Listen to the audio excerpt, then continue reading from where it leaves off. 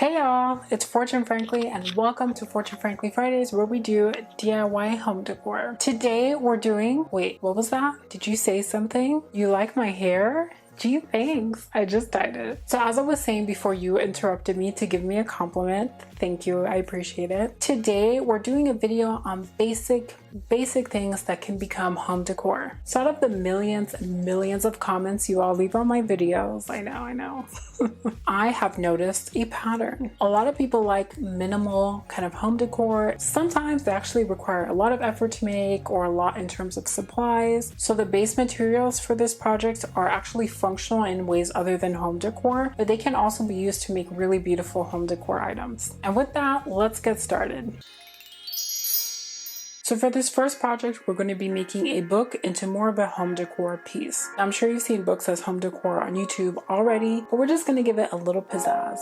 For this project, you'll need a hardcover book and a paint pen.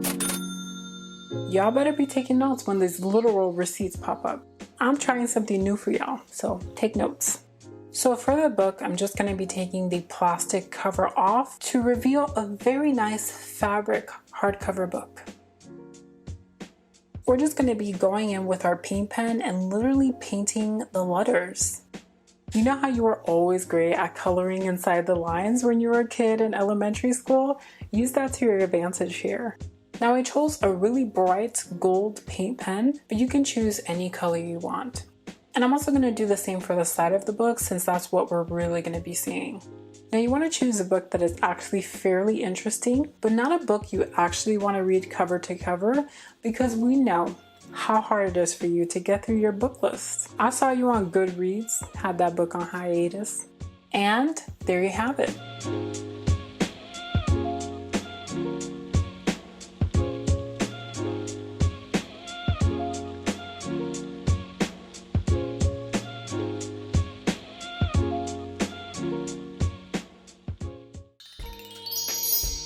For project numero dos, we're going to be putting our graphic designer hats on, and we're going to be using Canva to make our very own prints. No, not that one, for wall art, come on. For this project, you'll need a Canva account, clipboards, and paper.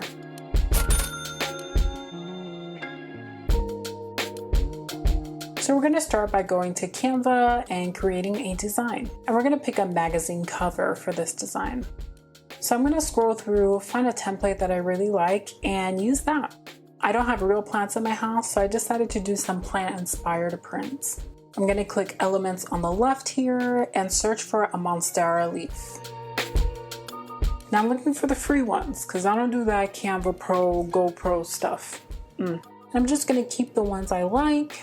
Now I'm going to search for pictures by clicking photos on the left-hand side. I'm just looking for a background that will kind of be like a magazine cover background.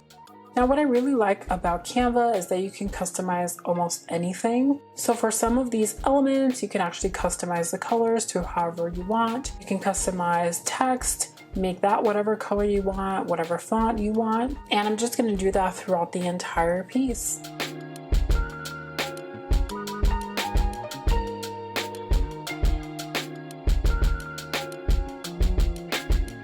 Now I'm making 3 prints, each with a different type of plant using its scientific name. This first one we created says Monstera Deliciosa, tropical vibes from Mexico and Central America to your home, also known as the Swiss cheese plant. We have Ficus lirata, rainforest vibes from West and Central Africa to your home, can grow up to 50 feet tall. And we have Ficus elastica, rainforest vibes from South and Southeast Asia to your home, formerly used to make rubber. And then I'm just going to print these out on a special type of paper. This isn't regular copy paper. In fact, the paper weight is 25 pounds. If you like to go above and beyond, you may use this paper to make resumes. And I'm literally just going to put it in our clipboards and hang it up.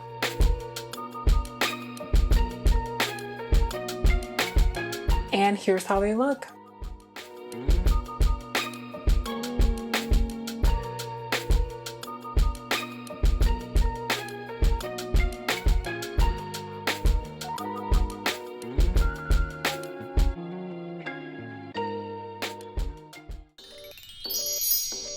For our third and final project, we're going to be making a game. Now, I love games, you know, Wheel of Fortune, since I created that obviously, and it is a Tic Tac Toe board game. So you don't need to spend $20 on it at Target. For this project, you'll need a small canvas, a fabric like muslin, twine, an embroidery needle, some type of nail or tack, a paint pen, wooden X's and O's, a strip of faux leather, and a glue gun. Now the cost may seem a bit high here, but I already had a lot of these things on hand. Now this is an optional step, but I'm going to be painting the canvas just in case it shows through the muslin fabric since it is pretty thin, and I'm using the color Antique Parchment here to just give it a coat of paint.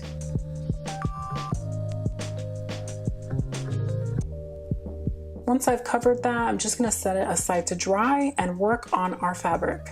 Now you want your piece of fabric to be about 5 or so inches larger than your canvas. Now I'm just placing the X's and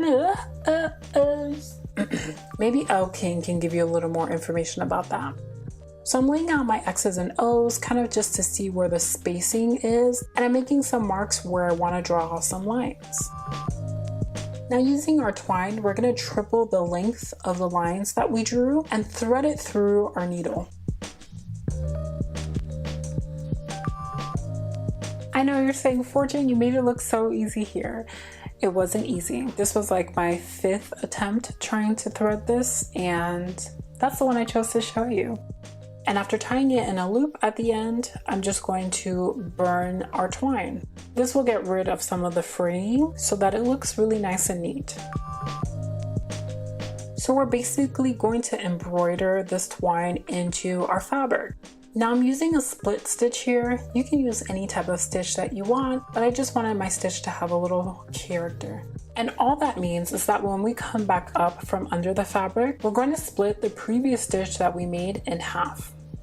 If you take a look at what I'm doing here, you'll get the hang of it. I believe in you. And we're going to continue with that all the way down our lines.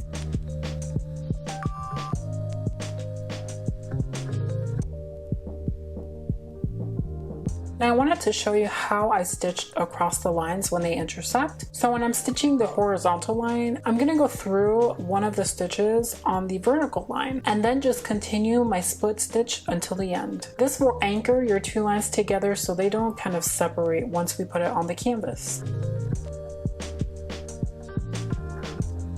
Speaking of the canvas, nice of you to show up. We're just going to glue our fabric down to the wood in the back. Now I used Gorilla Hot Glue for this, but you can use a regular hot glue stick. I'm sure it'll work, you let me know. And I'm basically gonna wrap it like a present. You know, Christmas wasn't that long ago. You still got those gift wrapping skills. So I made sure that you can get a little more use out of them. Now once your lines are fairly centered on that canvas, I'm just going to wrap the corners of the canvas in some faux leather to give it a little more interest. And to make this more visually appealing, I'm also nailing in some carpet tacks that I had in my drawer, make it look a little industrial. And since these tacks were not the color I wanted, I just painted them. And here's how it looks.